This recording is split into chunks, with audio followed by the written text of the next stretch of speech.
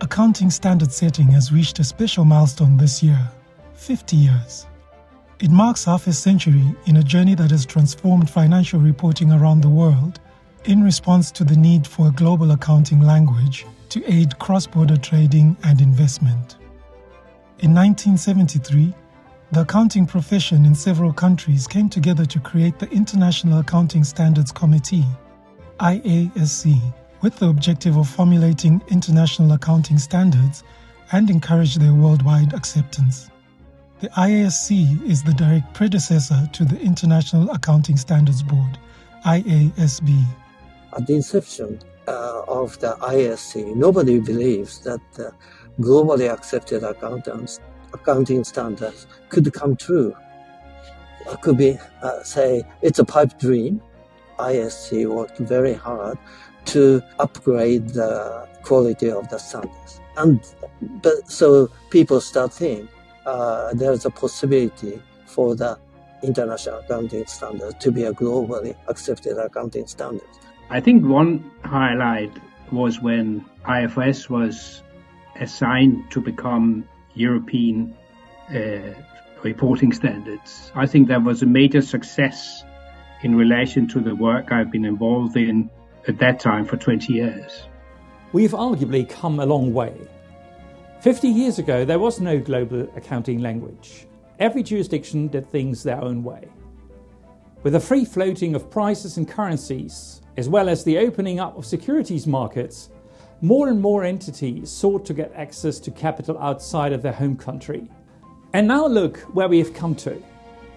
IFRS accounting standards have become the legal basis in more than 140 jurisdictions around the globe in less than 20 years. An enormous success. This globalization journey has taught us a number of key lessons. No country has a monopoly on good ideas.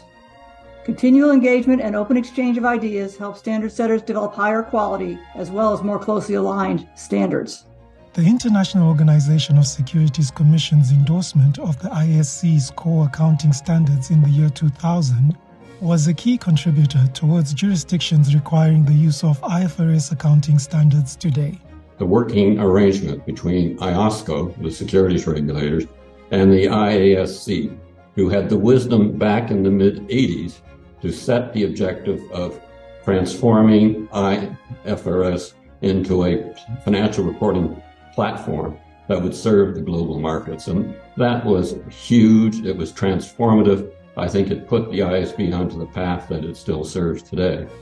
You, the national standard setters, have become integral in the adoption of the IFRS accounting standards and supporting the IASB's goal of developing a single set of high-quality, enforceable global financial reporting standards.